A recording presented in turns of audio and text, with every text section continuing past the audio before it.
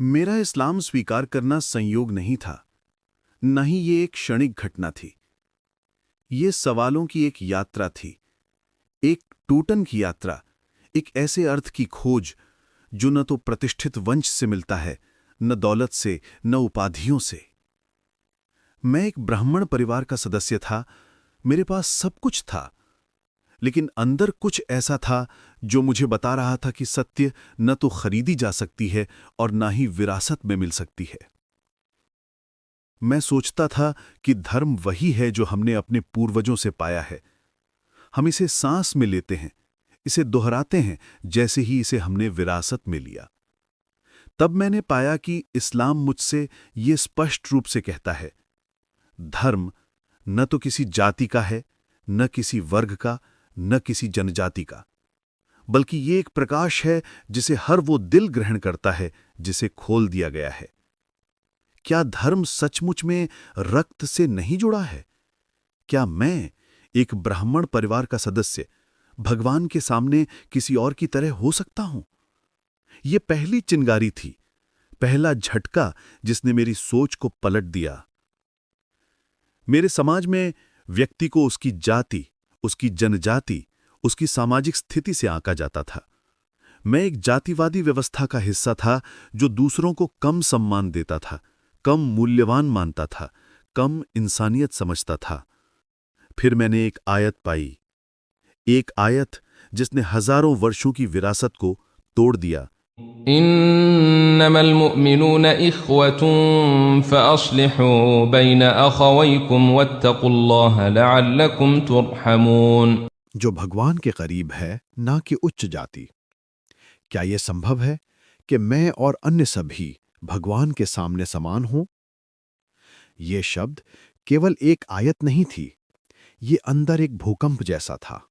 इसने ऊंच नीच के पैगंबरों को नष्ट किया और घमंड की बेड़ियां तोड़ी। मैं सोचता था कि सबसे मजबूत बंधन रक्त जाति और जनजाति होते हैं। तब मैंने पाया कि इस्लाम ने इनसे ऊपर एक और बंधन रखा है, एक बंधन जो दिल को पहले हिलाता है, फिर दिमाग को। या इबादियल्लज़ीन आमनू इन्न अर्दी वासिअह फइय्याय फअबुदून। मैं केवल धर्म की खोज नहीं कर रहा था, मैं एक घर की खोज कर रहा था, एक नया दिल। और मुझे महसूस हो रहा था कि इस्लाम मुझे अपने दरवाजे खोलता है, जैसे मैं इसे बहुत समय से जानता था। मैं सोचता था कि धर्म केवल अनुष्ठान है, प्रार्थना, उपवास, देवताओं के बारे में कहानियां, लेकिन इस्लाम ने मुझे कुछ और दिखाया। धर्म जो पूरे जीवन को समाहित करता है, न्याय का कानून, सुरक्षा के लिए, परिवार के लिए, व्यापार के लिए, नैतिकता के लिए। एक प्रकाश जो रास्ता दिखाता है, जो इंसान को खोया हुआ नहीं छोड़ता। ये वही था जो मैं ढूंढ रहा था, एक धर्म जो मेरे सभी सवालों का उत्तर देता है, एक धर्म जो उस खालीपन को भरता है जिसे पैसे, सत्ता और जाति भरने में असफल रहे थे। और इस तरह जब अल्लाह ने मुझ पर अपना अनुग्रह किया और मुझे इस्लाम को स्वीकार करने के लिए मेरे दिल को खोल दिया, तो मैंने ये आयत महसूस की। युरिदिल्लाहु अन यहदियहु यशरह सदरहु लिल-इस्लाम। तो जिसे अल्लाह मार्गदर्शन देना चाहता है, उसका दिल इस्लाम के लिए खोल देता है। मैंने प्रवेश किया, मैंने पूरा प्रवेश किया, जैसे मैं अपनी खोई हुई आत्मा को वापस पा रहा था। लेकिन इस्लाम गुलाबों से सजा रास्ता नहीं था, और जैसे ही मैंने इस्लाम को स्वीकार किया, दुनिया मेरे खिलाफ हो गई। कई परीक्षाएं, दबाव, नुकसान, षड्यंत्र। मुझे अल्लाह के पुराने नियमों का अनुभव हुआ। अहसिबन्नासु अन युत्रकू अन यक़ूलू आमन्ना वहुम ला युफ्तनून। क्या लोग समझते हैं कि उन्हें केवल ये कह देने से छोड़ दिया जाएगा कि हमने विश्वास किया, और फिर उन्हें परीक्षा में नहीं डाला जाएगा?